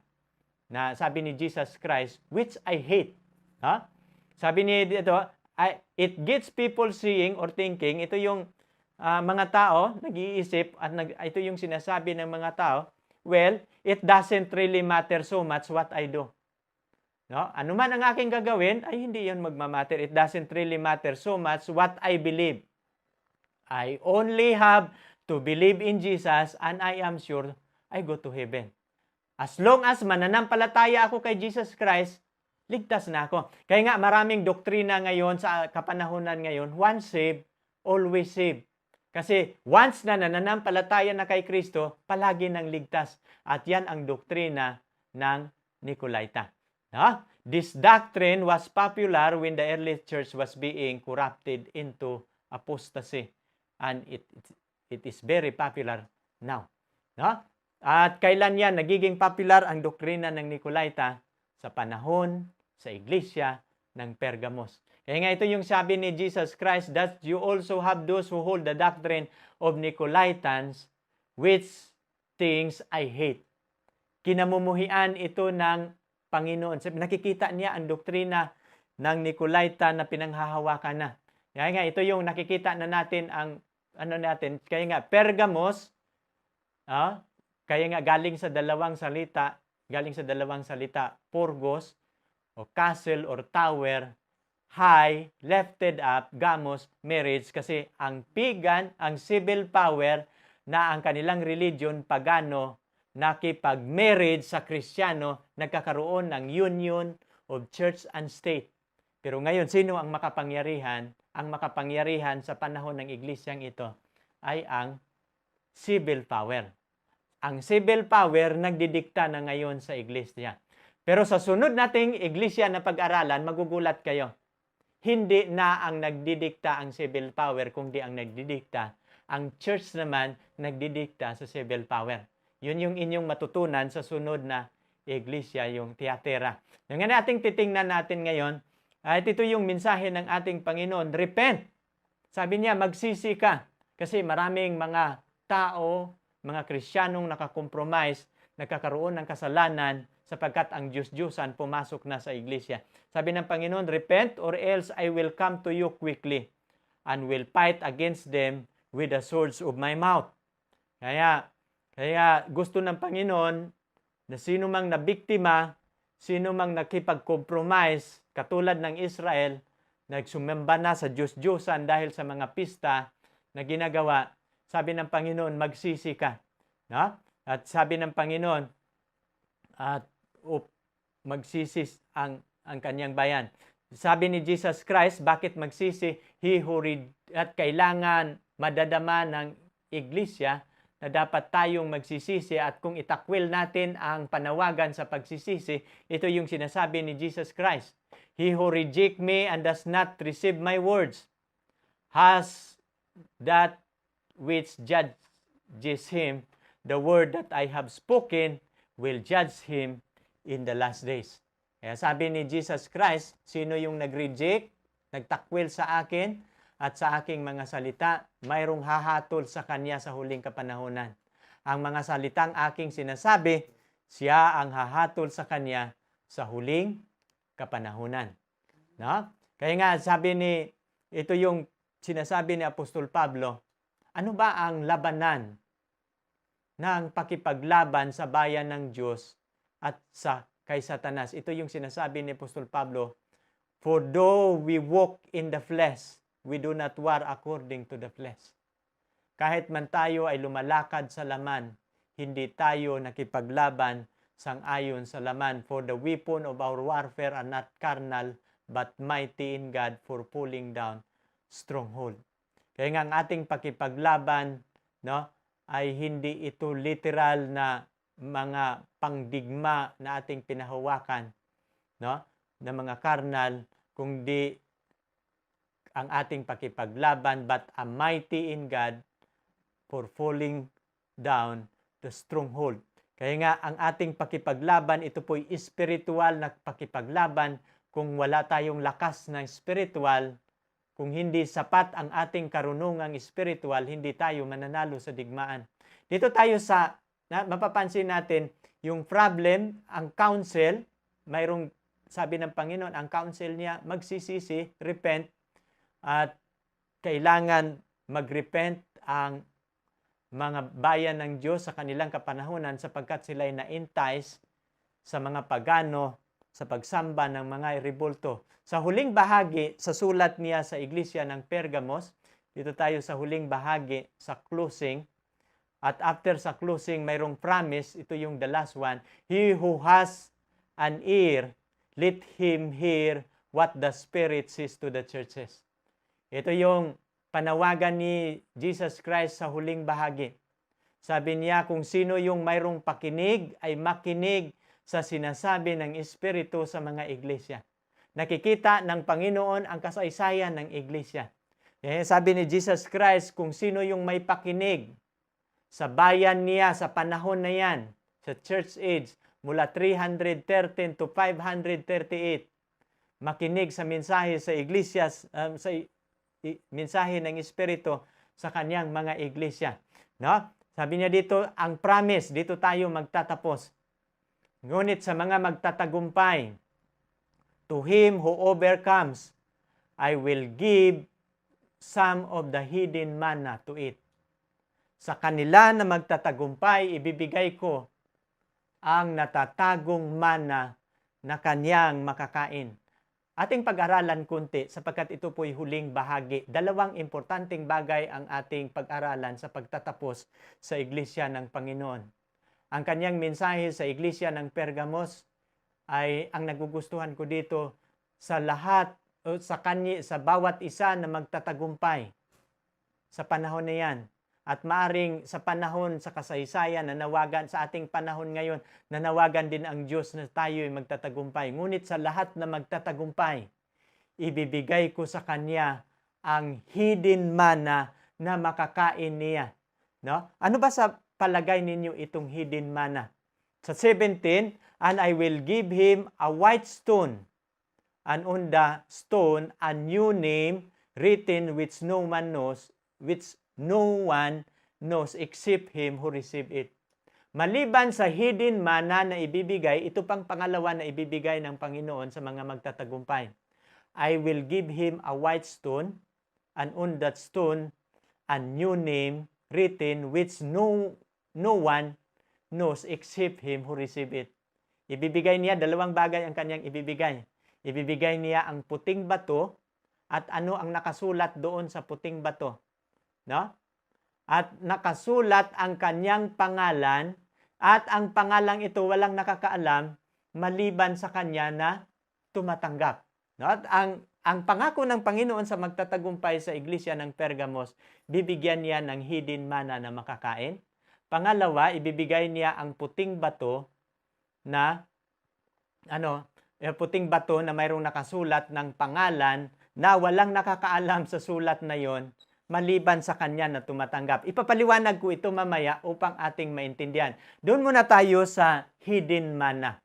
No, nakikita ninyo itong larawan, no? Kailan ba ibinigay ng Panginoon ang manna sa kasaysayan ng Israel na kinain ito ng mga Israelita? No? Ang hidden manna, ang manna ay ibinigay ito ng Panginoon habang sila naglalakbay sa Israel, sa wilderness mula sa Ehipto papuntang Kanaan. Nang sila po'y nagugutom, binigyan sila ng pagkain. At ang mana ay ito po'y pagkain ng mga anghel. Ito po'y pagkain ng mga anghel sa langit. Nang Israelita nagutom, pinaulanan ng Panginoon. Pero tatanungin ko kayo, ano bang oras sa buong araw binigay ng Panginoon ang hidden manna? Yung mana, wala yung word na hidden. Ano bang oras matatanggap ng Israelita ang mana? Bago sisikat ang araw, ang Panginoon magpapaulana ng mana. At kapag sisinag ang araw, kapag sisinag na ang araw, unti-unti itong matutunaw ang tinapay na pinaulanan nila. At mayroong instruction ang Panginoon habang siya nagpapaulan ng mana. Ang instruction ng Panginoon, ang isang pamilyang Israelita, mamumulot lamang sila ng isang omer. Mayroong takal. Bawat araw, mula unang araw hanggang ika-6 na araw, mamumulot lang siya ng isang omer bawat araw sa kanyang pamilya. At bawat pamilya, sapat na magiging pagkain ang isang omer. Pero sa ika-6 na araw, hindi isang omer ang kanilang pupulutin, kundi 2 omer. Sapagkat sa araw ng Sabado, kinabukasan, sa ika-7 araw, walang mana na mapupulot. No? Bakit ko ito kinikwento? Sapagkat sa mga magtatagumpay, ibibigyan ng Panginoon ng hidden mana na makakain niya. Ang mga Israelita, atin itong pag-aralan sapagkat ito'y pinakain ng Panginoon sa Israelita. No? Espesyal ito na pagkain, at kung ating pag-aralan, ano ba ang ibig sabihin ng hidden manna na binabanggit ni Jesus Christ, walang iba po kundi itong salita ng Diyos. No? Kung ating babasahin ang 1 Corinthians, pupunta tayo sa 1 Corinthians 10, 3 at saka 4, ito yung nakasulat, all ate the same spiritual food. No? Ang Israelita kumakain ng spiritual food. And all drank the same spiritual drink. That they drank of that spiritual rock that followed them, and that rock was Christ. Na mapapansin ninyo, lahat ng mga Israelita kumakain sila ng spiritual na pagkain, at lahat ng mga Israelita umiinom ng spiritual na inumin, at sinundan sila ng uminom sila sa spiritual rock na sumusunod sa kanila, at ang batong ito ay si Kristo. No, binabanggit ito, pala itong mana, ito po'y spiritual na pagkain. Kung ating pag-aralan sa ating kapanahunan ngayon, ano ba itong binabanggit ng Panginoon na sa lahat ng magtatagumpay, ibibigay niya yung hidden mana na makakain niya. Sa ating kapanahunan ngayon, pwede tayong kakain yan. Kasi ang hidden mana na binabanggit ng Panginoon, no other than the Word of God. Ito yung spiritual na pagkain natin. No? Sa lahat na magtatagumpay, ibibigay ko sa kanya ang natatagong mana. Tinatagong mana ito. Sapagkat hindi alam ng karamihan na at walang magtatagumpay sa kasaysayan ng iglesia ng Pergamos na hindi sila kumakain sa spiritual na pagkain. Sapagkat ang hidden mana, napapansin, uulitin ko kanina yung binabanggit ko. Ano bang oras ay ibinibigay ng Panginoon ang mana? Nahuhulog ang mana sa oras ng alas 4 at alas 5 ng umaga, available, mapupulot na ang tinapay ng Diyos na nagmula sa langit. Pero kapag unti-unting lumabas na ang araw, unti-unting mawala sa lupa ang mana na ibinibigay sa Panginoon. Anong ibig sabihin? Anong ibig sabihin mo, Brother John? Gusto ko sa inyong ibabanggitin ngayong gabi na ang hidden mana ng Panginoon na ibibigay sa atin na magiging spiritual na pagkain, walang iba kundi ang salita ng Panginoon. Ang salita ng Panginoon, mapakinabangan mo ito na sa buong araw kapag kakainin mo ang kanyang salita sa may oras kung saan ibinibigay ng Panginoon ang kanyang mana. Bago sisikat ang araw, babasahin mo ang kanyang salita. Bago sisikat ang araw, tatawagin mo ang iyong pamilya, ang iyong asawa at anak para pag-aralan ang salita. Kakain kayo sa spiritual na pagkain. Kapag sisikat na ang araw, ay naaalis na ang pagpapala ng Panginoon. Tandaan ninyo sa lahat na maglilingkod sa Panginoon, kung gusto ninyong lalago ang inyong pananampalataya, bibigyan ninyo ang panahon, ang salita ng Panginoon. Ito yung tinatawag na hidden manna. At ang bibigyan ng Panginoon ng hidden manna, ang lahat lang ng magtatagumpay. Tandaan ninyo, sa mga hindi magtatagumpay, hindi nila naranasan ang eksperyensya sa binabanggit niyang hidden manna. Doon tayo sa kasunod. Kaya nga, sa sunod na mga talata, sabi ni Jesus Christ, sabi niya sa 6:48, ano ba itong hidden manna? Sabi ni Jesus Christ, I am the bread of life. Your father ate the manna in the wilderness and are dead. Sabi niya this is the bread which come down from heaven, that one may eat of it and not die. Sabi ni Jesus Christ, ako ang tinapay ng buhay. Ang mga Israelita kumain ng manna na mamatay. Mayroong tinapay na nahulog sa langit, pero ang nangyayari, nakakain sila ng tinapay, patay pa rin. Pero mayroong tinapay na nahulog sa langit, na kapag kakain ka ay hindi ka mamamatay. Sino yan? Maliban sa salita ng Panginoon na sinisimboluhan ng manna, isa sa mga pangalawang sinisimboluhan na tinatawag na tinapay na nanggagaling sa langit, walang iba si Jesus Christ. Saan natin mababasa? John 6:48. Sabi ni Jesus Christ, ako ang tinapay na nanggagaling sa langit. Ang inyong ama kumakain ng tinapay sa wilderness, kumakain sila ng manna na mamatay. This is the bread, ito yung tinapay na bumababa galing sa langit. Pero sino yung kakain nito ay hindi na siya mamamatay. Sabi niya sa 51, I am the living bread which come down from heaven. If anyone eats of this bread, he will live forever, and the bread that I shall give is my flesh, and which I shall give for the life of the world. Sabi ni Jesus Christ, anong sinisimboluhan sa tinapay?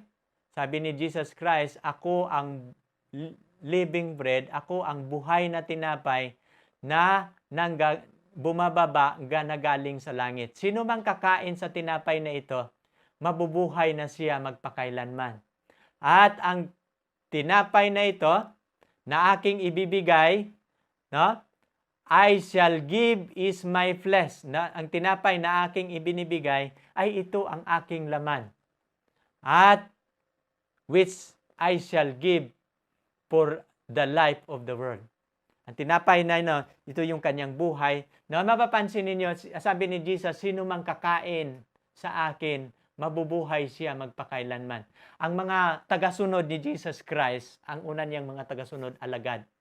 Maraming tagasunod si Jesus Christ at alam ninyo, kung inyong babasahin itong aklat ng Juan 6, maraming nang napakinggan nila ang aral na ito, tumalikod sila. Sabi nila, mahirap ang pananalitang ito. Ang ibig bang sabihin, kakainin natin ang kanyang katawan para tayo mabubuhay? Kanibal yan, sabi ng mga ibang mga tao. Hindi pwede na kainin natin ang kanyang katawan. Ang ibig sabihin ni Jesus Christ na sino yung kakain sa tinapay na ito, sinong kakain sa aking katawan, sapagkat ang tinapay na ito ay kanyang katawan na ating kakainin. Gusto ni Jesus Christ na sa ating paglilingkod, magkakaroon tayo ng buhay na karanasan, magkakaroon ng yung inward relationship, magkakaroon tayo ng buhay na relasyon na kapag tatanggapin natin si Jesus Christ papasok sa ating buhay, mamumuhay na siya, mananatili na siya doon, at siya na ang magiging kalakasan natin. Napapansin ba ninyo, kapag kayo, bakit yan ang sinasabi mo, Brother John? Napapansin ba ninyo, saan ba nanggagaling ang ating lakas? Di ba galing sa ating pagkain? Kapag tayo'y kakain sa tinapay, tayo'y magkakaroon ng energy, lalakas tayo. Yan ang gusto ng Panginoon. Na kapag tayo'y naglilingkod sa Kanya, kakainin natin ang Kanyang salita, kakainin natin ang ating katawan bilang ating kalakasan, maranasan natin siya sa buhay na karanasan, kung ano ang kanyang sinasabi, hindi lang ito isang pag-aaral, kundi ito'y magiging buhay na karanasan. Magiging living experience with your Lord, at dito magiging, ito yung nais ng Panginoon. No? Kaya nga, mamumuhay tayo na karapat-dapat, no? Mamumuhay tayo na mayroong karanasan kasama ng ating Diyos. Sapagkat ito yung sinasabi sa Matthew 4, versikulo 4, "But he answered and said, It is written, Man shall not live by bread alone, but by every word that proceed from the mouth of God." Sinasabi ni Jesus Christ, ang tao ay hindi lang siya mamumuhay sa tinapay lamang, kundi mabubuhay din siya sa bawat salita na lumalabas sa bibig ng Diyos. At tayong mga Kristiyano, dapat din tayong mabubuhay araw-araw sa salita na lumalabas na nanggagaling sa bibig ng Diyos. At saan natin yan makukuha? Sa salita ng Panginoon. Sana natutunan natin ang huling bahagi ng pangako ng Panginoon. Ito yung pangako ng Panginoon sa mga magtatagumpay. Ibibigay ko sa Kanya yung hidden manna. At ating natutunan yung hidden manna na ibibigay sa magtatagumpay. Ito pala yun, ang salita ng Diyos. Gusto mo ba, kaibigan, na magtatagumpay? No? Gusto mo bang matanggap mula kay Jesus Christ na ibibigay sa iyo ang hidden manna? Pwede mo itong umpisahan ngayon. Pwede mong kainin ang natatagong manna na ibibigay sa iyo ng Panginoon tuwing umaga bago sisikat ang araw. At ito'y magiging iyong kalakasan. Mayroon ngang isang pastor na nagsasabi, when you spend 5 minutes in the morning reading the Word of God, you will spend 30 minutes at evening confessing your sin. No? Sapagkat nagiging kalakasan mo ang 5 minuto na iyong ini-spend sa salita ng Panginoon. At namumuhay kang sinamahan ng Panginoon, ngunit ayaw mong mayroong kasalanan na didikit sa iyong pamumuhay sapagkat ikaw ay naliwanagan ng kanyang mga salita. Ngayon ating titingnan, I will give him, ating pangalawang pag-aralan sapagkat mahalaga itong ikalawa. I will give him a white stone. Sa mga magtatagumpay, ibibigay ng Panginoon ang puting bato at doon sa bato nakasulat ang bagong pangalan na walang ibang nakakaalam sa nakasulat doon except him who received it. No. Ano ba itong white stone, Brother John, sa palagay mo?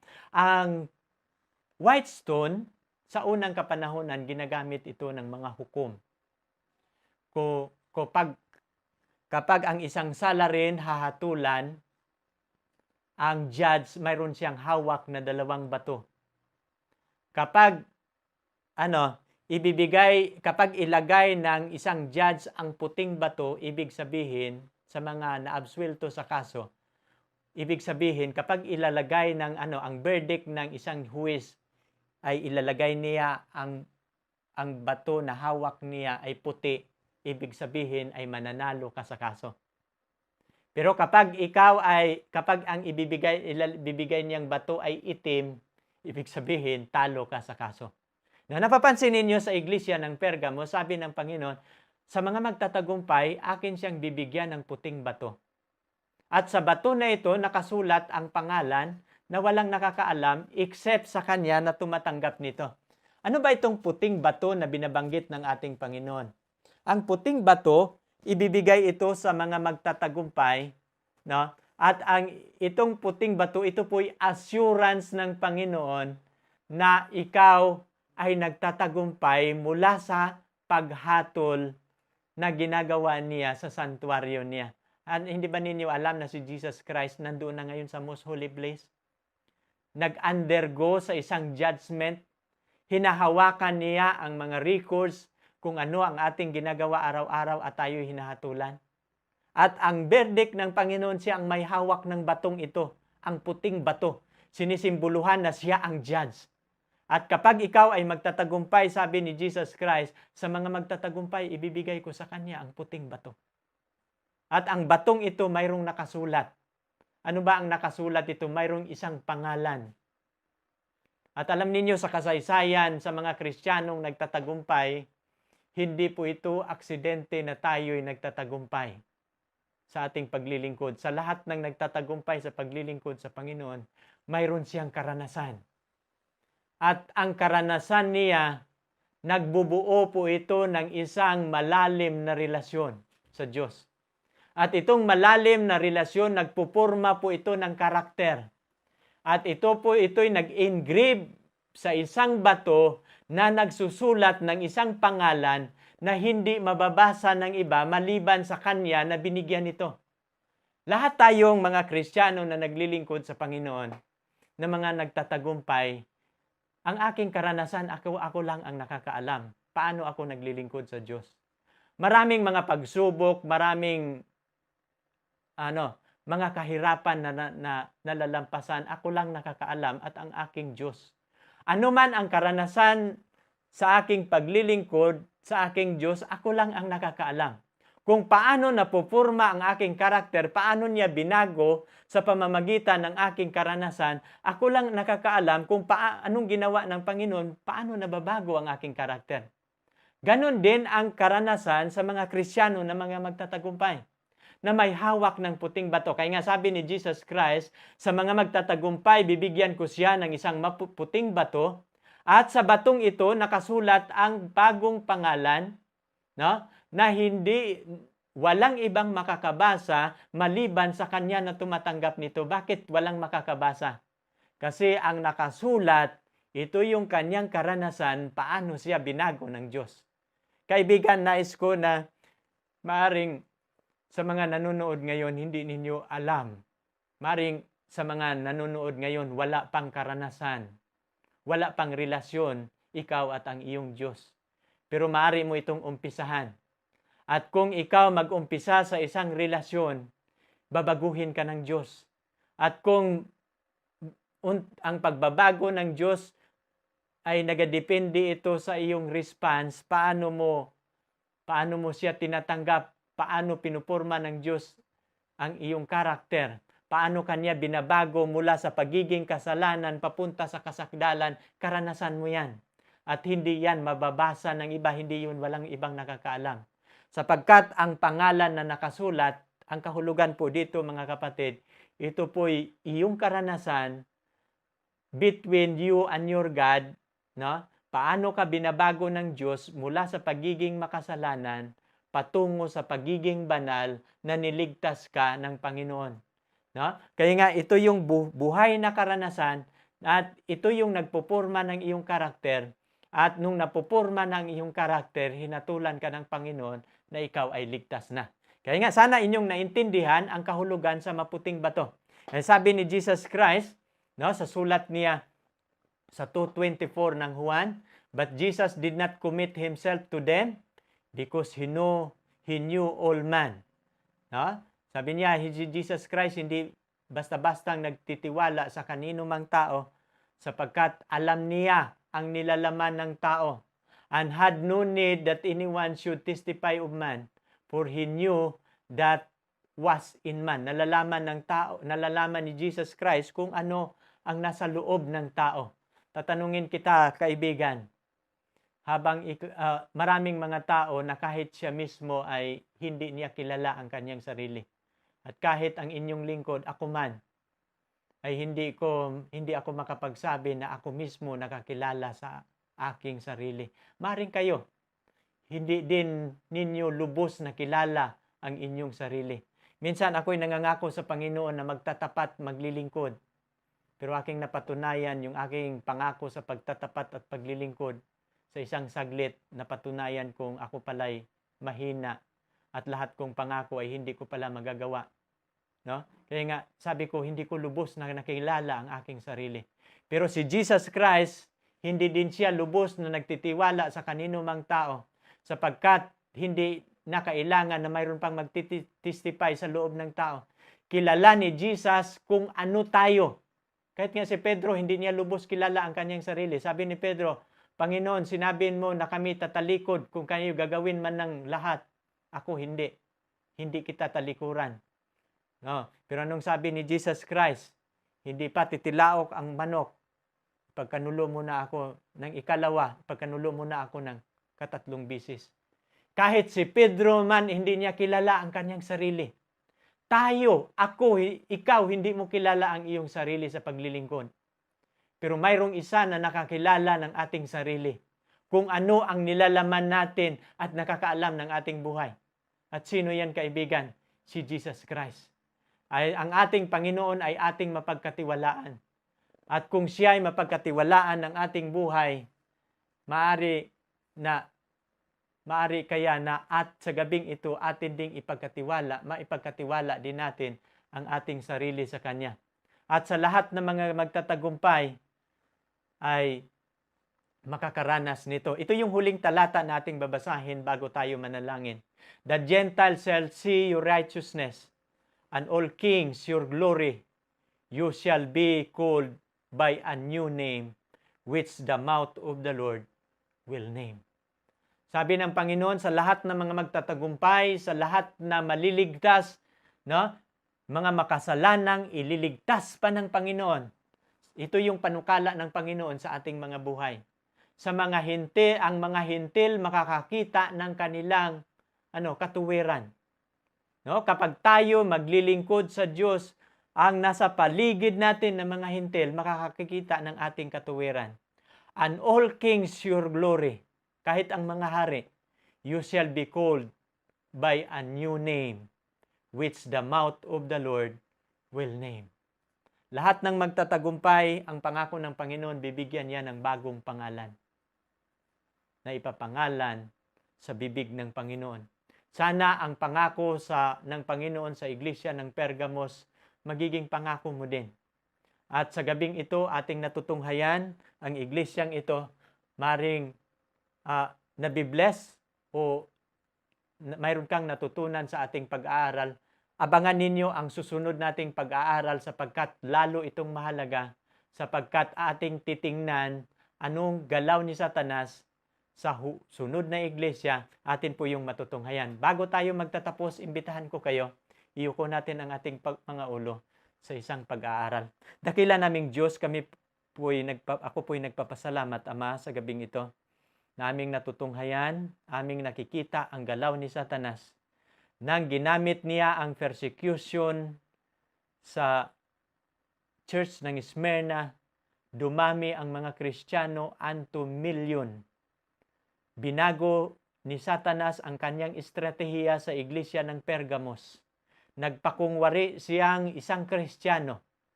Pumasok sa iglesia, dala-dala ang mga turong pagano at nagiging turo sa isang malaking simbahan sa panahon namin ngayon. Pero nagpapasalamat kami, Ama, sa kasaysayan sa iglesia ng Pergamos na sa gabing ito aming nailahad na ibigay namin sa madla ang galaw ni Satanas. Hindi lahat ng relihiyon na nagdala sa pangalang Kristo ay tunay na relihiyon. Maraming mga doktrinang pagano, doktrina ng Nicolaita, mga maling turo na naging turo ngayon sa mga simbahan. At nawa ang pag-aaral sa gabing ito, Panginoon, magsisilbi itong liwanag saan man ito makakarating. Ang mga kaibigan namin na nakapanood, makikita sana nila ang galaw ng kaaway na ang Christian religion ngayon, it is Christian paganized church. At aming hinihiling, Panginoon, na inyong pangasiwaan ang mga buhay ng mga tao, nagsubaybay sa aming mga programa, inyo silang pagpapalain. Tutulungan din ninyo kami sa aming ministry na habang gagawin namin ito, ay pagpapalain ninyo kami, bigyan ninyo kami ng tapang na maibigay namin ito na walang takot. Alam namin na mayroong grupo ngayon sa John 17 movement na tinatawag. Sapagkat ang aming Santo Papa ngayon, ang kanyang 2 years, marami siyang nagagawa sa pag-unite sa lahat ng mga relihiyon sa buong mundo. At umaasa ako, Panginoon, na bago kami magiging huli sa aming pangangaral, malaman na ng mga tao ang kanilang mga galaw, na sa sanlibutang ito, maraming mga Kristiyano ng mga doktrina hindi tama, ito po'y mga doktrina na galing sa pagano, pumasok sa iglesia at ang iglesia na compromise sa maling turo. Ngunit nagpapasalamat kami na kayo naglaan ng isang iglesia na tinatawag ninyong mga remnant, na sila ang magtuturo na magbibigay alam sa sanlibutan kung ano na ang nangyayari sa iglesia. Salamat Ama na inyo kaming pinangunahan, naway patuloy ninyo kaming gagamitin sa kausang ito, na patuloy kaming magtatagumpay kasama ninyo sa gawaing ito. Salamat Ama sa pagdinig ninyo sa aming dalangin. Umaasa kami na sa lahat naming mga nanonood, makakatanggap sila ng inyong pagpapala at inyong babala na baguhin nila, pag-aralan pa ang kasaysayan ng iglesia sapagkat marami silang matutunan sa pag-aaral na ito. Salamat Ama sa pagdinig ninyo sa aming dalangin. Ito po ay aming hiniling sa pangalan ng aming Panginoong Hesus. Amen.